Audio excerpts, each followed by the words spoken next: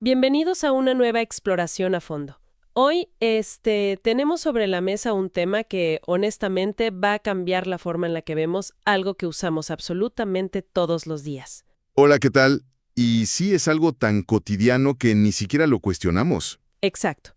Estamos hablando de los mapas. La misión de este análisis profundo es desentrañar una idea muy arraigada que casi todos compartimos.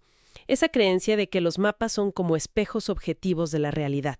Como si fueran, digamos, reflejos perfectos del mundo en el que vivimos. Sí, justo así. Y para lograr esto nos vamos a sumergir en un trabajo académico fascinante. Es de Juan C. Reales y se titula Análisis críticos de los mapas del INAI aplicados para la educación media argentina. Es un documento extraordinario, de verdad, porque toma algo tan ordinario, una herramienta que damos por sentada, y la desarma por completo. Nos invita a conectar los puntos entre la geografía, la política y, claro, la cultura. Totalmente. La premisa central aquí es que detrás de cada coordenada, de cada línea trazada en un papel o en una pantalla, hay una intención, una visión particular del mundo y, fundamentalmente, una herramienta de poder. Y creo que ese es un gancho perfecto para quienes nos escuchan hoy. Porque si lo pensamos bien, o sea, usamos mapas a diario. Abrimos los teléfonos para esquivar el tráfico. Para buscar un restaurante. Ajá, o vemos mapas en las noticias para intentar entender, no sé, un conflicto internacional. Pero rara vez nos detenemos a pensar que ese mapa no es la naturaleza misma. Es una construcción cultural, es un dibujo hecho por alguien con un objetivo muy específico. Exactamente. Alguien tomó decisiones sobre qué incluir y qué dejar fuera. Claro. Ahora, vale la pena hacer una aclaración súper importante antes de arrancar de lleno. Al platicar hoy de mapas estatales y territorios de pueblos originarios, no estamos aquí para debatir las políticas públicas o los conflictos territoriales de fondo. No, para nada. Ese no es el objetivo de este espacio. Exacto. Nuestra intención es examinar exclusivamente las ideas del documento fuente y hacerlo de manera totalmente neutral e imparcial. Queremos mirar con lupa la herramienta en sí, entender cómo se dibuja el mapa y qué mensaje esconde ese diseño, pero sin tomar ninguna postura política. Una aclaración muy pertinente para mantener el enfoque de esta exploración. Porque fíjate, el análisis cartográfico nos exige precisamente mantener esa distancia analítica. Solo así podemos observar cómo el Estado, o cualquier institución que crea un mapa, utiliza herramientas visuales para organizar la información y administrar el territorio. Sí. El objetivo de este análisis es entender la mecánica de la representación, o sea, la maquinaria detrás del dibujo, no juzgar los méritos de las políticas en sí mismas. Ok, entonces, vamos a desmenuzar esto por partes, porque el primer gran mito que el autor destruye, y que me parece fascinante, es la idea de que los mapas dicen la verdad absoluta. El famoso mito de la objetividad. Ándale, básicamente el texto nos dice que los mapas mienten, o, bueno, para ser más precisos y justos, que seleccionan cuidadosamente qué verdad quieren contar. El documento nos presenta conceptos clave de varios autores para explicar esto, y empieza por J. B. Harley. Así es, y Harley es un referente absoluto en este campo. Él nos propone abandonar de una vez por todas lo que él llama el mito de la objetividad científica en la cartografía. Que es una idea fuerte, ¿eh? Muy fuerte. Él argumenta algo muy profundo. Dice que los mapas operan como un discurso, tienen un sistema de reglas. Claro, están las reglas técnicas que todos nos aprendimos en la escuela. La escala, las proyecciones. La rosa de los vientos, todo eso. Pero Harley dice que, debajo de esa capa técnica, hay reglas culturales y políticas que quedan ocultas. Se esconden detrás de la aparente neutralidad de la geometría. Claro, como tienen números y coordenadas, asumimos que son ciencia pura. Exacto. La retórica de la precisión matemática sirve para legitimar decisiones que, en el fondo, son profundamente humanas y subjetivas. Pero a ver, me surge una duda aquí, y seguro a quienes nos escuchan también. Si Harley nos dice que no hay objetividad pura, entonces, ¿qué es exactamente un mapa? Porque suena un poco a que nos están engañando deliberadamente, ¿no? Entiendo por qué suena así, pero ahí es donde el texto menciona a otro pensador, Dennis Wood. Él le da un giro muy interesante a esta idea. Con el caso del mapa de Mercator, ¿verdad? Ese mero. Es un ejemplo brillante el que rescata el documento. Wood dice que los mapas no son engaños maliciosos, son descripciones intencionadas. El mapa de Mercator es el que absolutamente todos conocemos, el clásico mapamundi de las escuelas. El que está pegado en todos los salones de clases. Ese. Y a mucha gente le sorprende descubrir que, en la realidad, Groenlandia no es del tamaño de África. Uy, sí, cuando te cae el 20 de eso es fuertísimo, porque en ese mapa parece un continente gigante. Y Europa también se ve mucho más grande de lo que realmente es en proporción al resto del mundo. Claro, y cuando uno descubre eso por primera vez, la reacción natural es pensar, me han estado mintiendo toda la vida. Pero Wood argumenta algo distinto con esto, ¿no? Exactamente. Wood dice, a ver, el mapa de Mercator no miente en el sentido estricto, simplemente fue diseñado en el siglo XVI con un propósito muy específico. Que era la navegación. Exacto, la navegación marítima. Para lograr que los marineros pudieran trazar líneas rectas en un plano y llegar a su destino cruzando el océano sin perderse, Mercator tuvo que distorsionar la forma de la Tierra. Tuvo que hacer tan visual, digamos. Sí. Tuvo que sacrificar las proporciones reales de las masas terrestres, especialmente cerca de los polos, para mantener los ángulos de navegación intactos. No es un error de cálculo, es una decisión técnica con una intención utilitaria clarísima. O sea, cumple su propósito a la perfección. A la perfección. Pero si lo usamos para enseñar geografía proporcional en una escuela, entonces estamos usando la herramienta equivocada. Qué buena forma de verlo. Todo depende del propósito que tengas. Y fíjate que eso me lleva a una de las partes que más me gustaron del texto.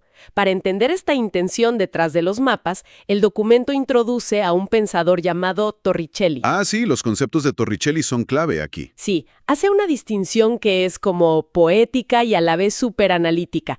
Él habla de la diferencia entre la visión horizontal y la visión cenital. Horizontal es la de quien camina el territorio. La del nivel de la calle, digamos. Haz de cuenta, imagina estar a pie en medio de un paisaje o en tu propio barrio. Es la experiencia sensible, sentir el sol en la cara, el viento, conocer los senderos por puro instinto. Saber dónde está el arroyo o la panadería de la esquina, o saber qué árbol da buena sombra en verano. Es el espacio vivido y experimentado a escala humana. Es la vida real, básicamente. El terreno con todas sus texturas, sus relieves. Exacto. Pero cuando pasamos a la elaboración de un mapa, damos un salto drástico a la visión cenital, que es la mirada desde arriba. Como si estuviéramos flotando en un dron. Ándale, flotando en el cielo. Torricelli describe esta perspectiva como dominadora. Es la mirada del que planifica, del estratega, del que administra y del que gobierna. Claro, ves todo el tablero. Al mirar desde arriba, ganas una capacidad increíble de abarcar enormes extensiones de tierra de un solo vistazo. Pero el precio que pagas es altísimo. Pierdes el detalle humano. Pierdes el olor, la textura. Pierdes las historias de quienes caminan abajo. Es muy impactante si invitamos a quienes nos escuchen a reflexionar sobre su propio día a día con esta idea. Porque cuando abrimos una aplicación de mapas en el teléfono para ir de un punto A a un punto B, estamos adoptando de inmediato esa visión cenital. Totalmente. Murales en las paredes, no olemos los puestos de comida en la banqueta, no sabemos si un barrio tiene una memoria vívida o, no sé, un conflicto reciente. Solo importa la eficiencia del trayecto. Exacto. La fricción desaparece. El mapa borra la experiencia humana compleja para privilegiar puramente la logística. Es una analogía perfecta.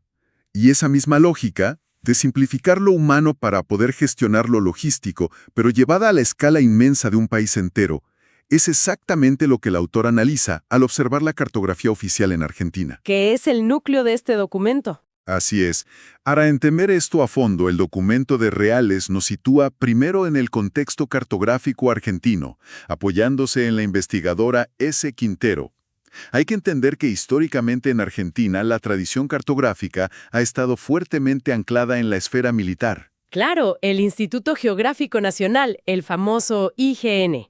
Sus mapas siempre tuvieron un enfoque muy, digamos, tradicional, de fronteras, defensa nacional, soberanía estatal, ¿verdad? Así es. El mapa tradicional del IGN busca mostrar un territorio unificado, consolidado, donde el Estado tiene el control absoluto de sus límites. Sin embargo, los mapas que analiza este trabajo en particular representan un quiebre gigantesco. Un verdadero parteaguas con esa tradición militar. Exacto.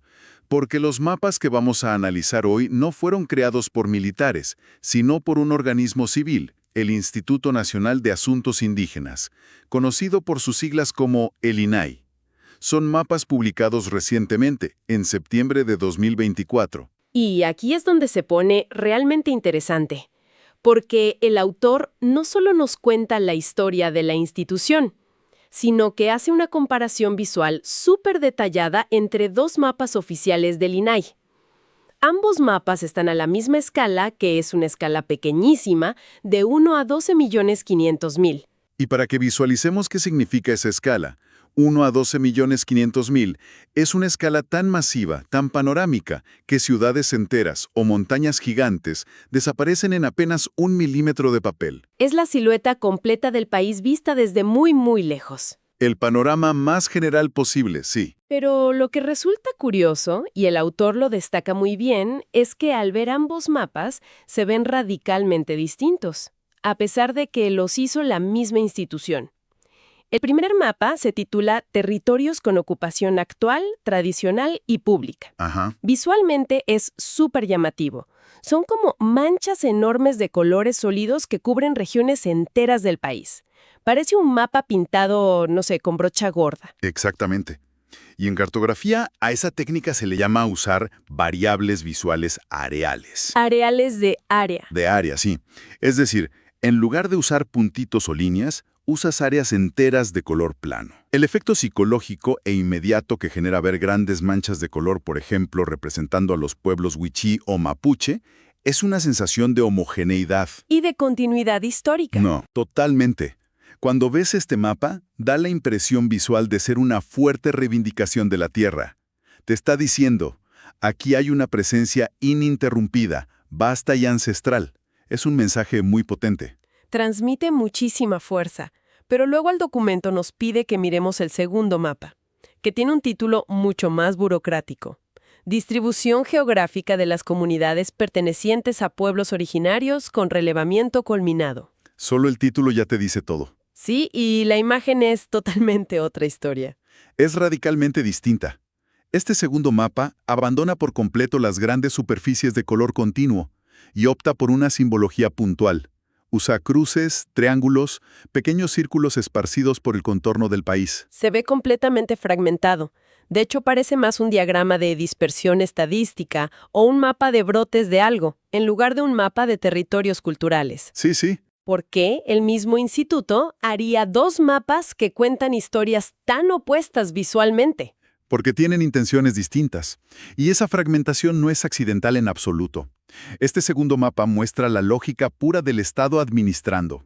Cada punto, cada cruz o triángulo representa a un grupo exacto, identificado y delimitado. Sobre el cual el Estado puede aplicar una política pública. Exactamente. Específicamente, este mapa responde a lo que se conoce como la Ley 26.160 en Argentina. A ver, explícanos un poco qué hace esa ley, para que la audiencia y yo podamos entender por qué necesitan un mapa así.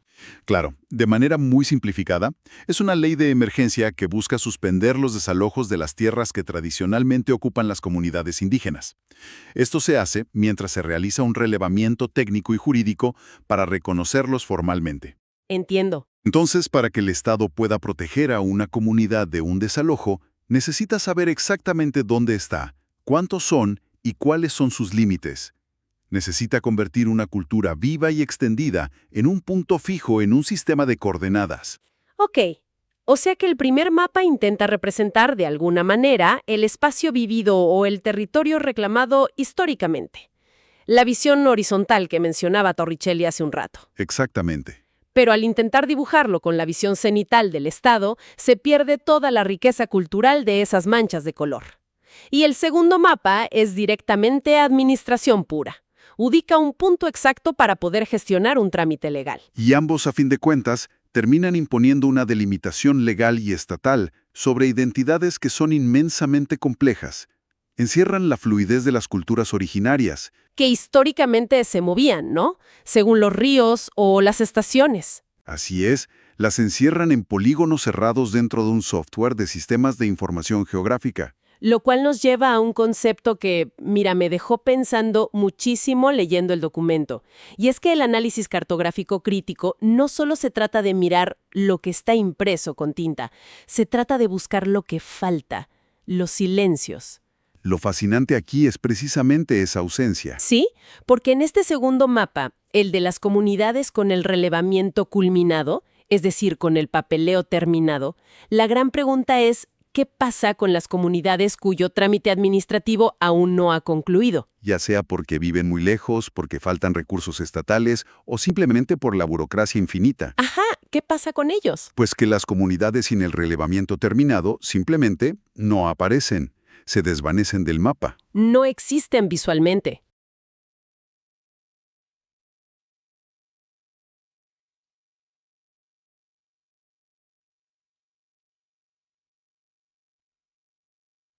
Y el peligro de esto es que el mapa silencia una realidad material. Se genera una situación donde, si no estás en el mapa oficial, a los ojos del inmenso aparato administrativo del Estado, no existes. Se naturaliza la ausencia. ¡Wow! O sea, la herramienta que debía reconocerlos termina borrando a quienes no cumplen con los tiempos burocráticos. Exacto. Y esto nos conecta con un problema estructural enorme que la investigadora Cristina Valenzuela define muy bien en el texto. Es el problema de la escala. Ah, sí, el uso de la escala a nivel nacional. Inevitablemente, el contorno de estos mapas del INAI es la silueta clásica de la República Argentina. Claro, ese es el límite del lienzo. Pero el documento nos explica que, al usar este marco de referencia, este molde, se recortan de tajo realidades que son inherentemente transfronterizas. Y el ejemplo específico del autor me pareció súper ilustrativo, que es el caso del pueblo guaraní. Es el ejemplo perfecto de cómo el mapa estatal fractura una realidad previa. El pueblo guaraní tiene una presencia histórica, una cultura y un territorio que abarcan lo que hoy es Paraguay, el sur de Brasil, parte de Bolivia y el norte de Argentina. Es una región inmensa. Inmensa. Y para ellos, la selva y el territorio son una unidad. Pero al imponer el mapa oficial argentino, la cartografía corta esa realidad cultural milenaria justo donde cae la frontera política moderna. Una frontera que, seamos sinceros, se inventó siglos después. Totalmente. Es decir, te dicen, a ver, de esta línea invisible para acá eres argentino y para allá ya no existes en nuestro mapa oficial. Cuando para la comunidad esa línea en medio de la selva no significa absolutamente nada en su vida diaria. Exacto. Es una limitación profunda de la cartografía estatal. La escala nacional visibiliza lo que está dentro, sí, pero al mismo tiempo recorta y encuadra todo dentro de una lógica de integración al Estado-nación. Es como meter un círculo en un cuadrado. Y esto nos introduce al choque de mundos del que habla otro autor citado en el texto, Pájaro Huertas.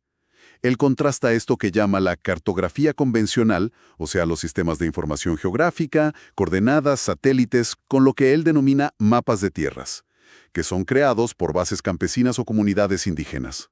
¿Y cómo son esos mapas campesinos o indígenas? ¿En qué se diferencian de un mapa oficial del gobierno? Se fundamentan en cosas completamente distintas. No buscan la precisión milimétrica de los satélites. Se basan en la memoria, en la oralidad y en la experiencia diaria de caminar el territorio. Muestran dónde cazaban los abuelos, dónde hay agua limpia en verano o cuáles son los lugares sagrados para la comunidad. Son mapas vivos. Es como tratar de hablar dos idiomas que no tienen traducción directa. Justamente. Y de hecho, el documento plantea un concepto central, que es un poco denso, pero sirve para describir este choque. Lo llaman la traducción epistemológica. Para quienes nos escuchan lo visualicen, es como, haz de cuenta, intentar capturar la energía, los olores, los colores y el caos hermoso de una fiesta tradicional patronal y obligarte a documentarlo usando únicamente una hoja de cálculo de Excel. Es una metáfora fantástica. El INAI, con la mejor de las intenciones de otorgar derechos, intenta tomar conceptos indígenas profundísimos. Por ejemplo, la idea de que la tierra no es una propiedad privada que se puede comprar o vender, Sino un entorno sagrado. un entorno de supervivencia regido por leyes de la naturaleza y por los ancestros.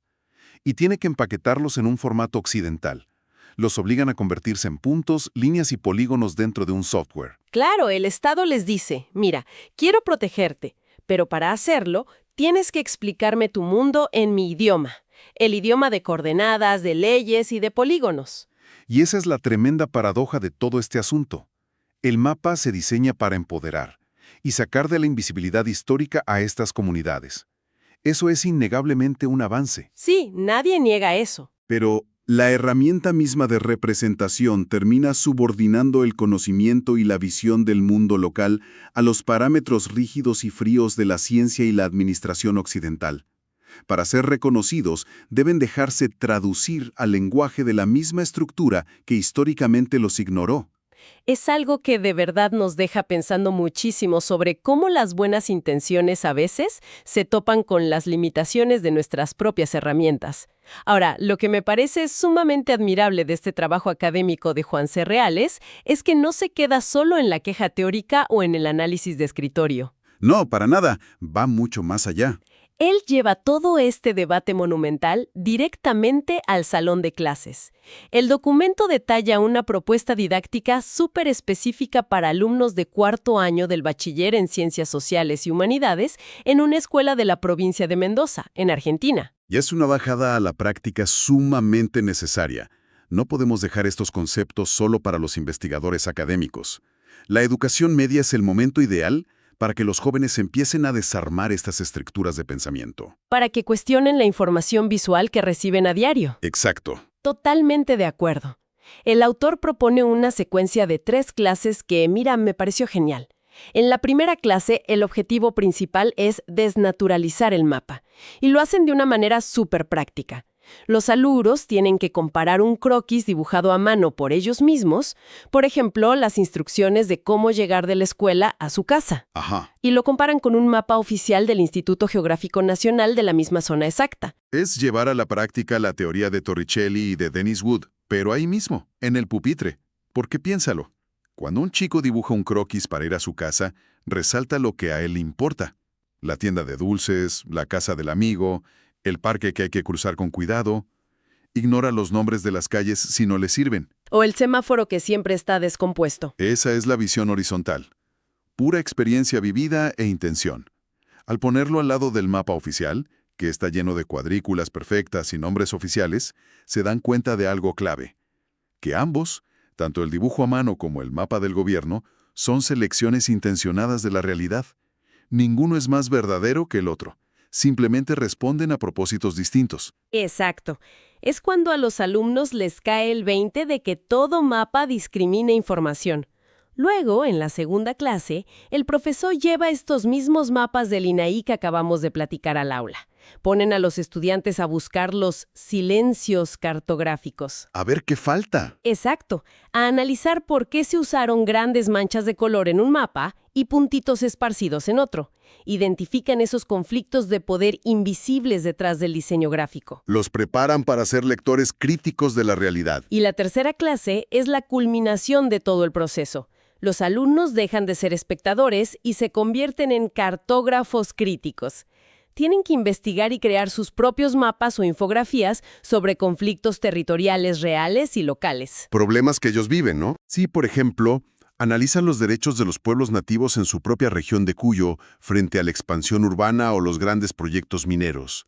Y tienen que cruzar las perspectivas de múltiples actores. ¿Cómo cuáles? Tienen que poner en el mapa qué dice el Estado, qué dicen las empresas extractivas, qué dicen las comunidades locales y qué pasa con el medio ambiente en el proceso. Al hacerlos producir su propio mapa, me imagino que los estudiantes se enfrentan de frente al dilema del que venimos hablando desde el principio. Tienen que decidir qué incluir, a quién dejar fuera de su dibujo, qué colores usar para que un reclamo se vea urgente. Es educación ciudadana pura y dura. Absolutamente. Entonces, ¿qué significa todo esto para nosotros? O sea, para el público general que está escuchando esto en su coche, en el gimnasio o en su casa. Significa que, al igual que esos estudiantes en Mendoza, cualquier persona que consume información en el siglo XXI necesita desarrollar este músculo, este escepticismo saludable. Ya sea que estemos viendo un mapa electoral teñido de rojo y azul en la televisión o un mapa interactivo de zonas con alta plusvalía inmobiliaria. O las fronteras de un conflicto bélico actualizadas al minuto en Internet. Sí, necesitamos pausar y entender quién está dibujando las líneas de nuestro mundo. Y, lo más importante, preguntarnos con qué propósito nos están mostrando esto de esta manera. Es una conclusión muy poderosa, porque al final los mapas no son ventanas transparentes al mundo exterior, son descripciones con una agenda. Si retomamos la metáfora inicial de Torricelli para hacer una gran síntesis de todo este análisis, nos damos cuenta de que, en realidad, necesitamos ambas perspectivas para comprender la inmensa complejidad de nuestro entorno. Requerimos la mirada horizontal de la experiencia viva, Esa mirada empática que huele, siente, tropieza. que recuerda las historias de las calles. Y también necesitamos la mirada cenital, la capacidad de elevarnos. Para ver el panorama completo. Exacto, de analizar datos a gran escala y de estructurar sistemas para entender cómo funciona la sociedad. Pero la verdadera clave de la sabiduría, lo que este análisis crítico nos enseña, es saber que ninguna de las dos perspectivas cuenta la historia completa por sí sola. Si solo tienes una, estás ciego a la mitad de la realidad. Es un equilibrio súper delicado y de verdad me encanta cómo este documento logra aterrizar algo tan abstracto como la epistemología en cosas tan concretas como el mapa que usamos todos los días. Y sabes, si conectamos todo este análisis con el panorama general de cómo consumimos información hoy en día, creo que esto plantea una pregunta importante, un pensamiento provocativo para llevar a casa. A ver, cuéntanos. Si aceptamos, como nos dijo el autor Dennis Wood, que aquello que se pone en el centro de un mapa nos revela qué es lo más importante para su creador, y que todo mapa refleja las reglas, los valores y los sesgos de quien lo dibuja, cabría preguntarnos, ¿qué pasaría si intentáramos dibujar un mapa de nuestra propia rutina de información? Órale, es un ejercicio mental que nos vuela la cabeza. Un mapa de nuestro propio ecosistema informativo. Sí, pensemos un momento en nuestra rutina diaria. ¿Qué fuentes de información, qué redes sociales, qué noticieros o qué líderes de opinión ponemos en el centro de nuestra vida diaria? ¿Qué consumimos primero al despertar, digamos? Al hacer ese centro tan grande, tan ruidoso y prominente en nuestro mapa personal, ¿qué otras voces, qué perspectivas alternativas o qué realidades incómodas están quedando inevitablemente relegadas a los márgenes? Y de forma aún más crítica, enlazando con la idea de los silencios cartográficos. Los espacios en blanco. Exacto. ¿Qué silencios estamos aceptando pasivamente en nuestro día a día? Simplemente porque algún algoritmo oscuro o alguna línea editorial corporativa trazó esa cartografía informativa para nosotros. Y nosotros decidimos navegar por ellas sin cuestionar jamás las coordenadas. Exactamente. Así como el mapa oficial silenciaba a la comunidad indígena que no había terminado un trámite burocrático, nosotros podríamos estar silenciando realidades enteras en nuestra propia mente, solo porque no encajan en la cuadrícula cómoda de nuestro muro de noticias. Con esa poderosísima invitación a cuestionar quién traza los mapas de nuestras vidas, de nuestros recorridos y de nuestras mentes, llegamos al final de esta exploración a fondo. Esperamos que la próxima vez que abran una aplicación para buscar una dirección o vean un globo terráqueo adornando una oficina, lo hagan con una mirada mucho más aguda, más crítica y más curiosa. Sigan dudando de las líneas rectas, sigan preguntando por qué las cosas están donde están y, sobre todo, nunca dejen de explorar lo que hay detrás de las pantallas y el papel. Nos encontramos en el próximo análisis profundo.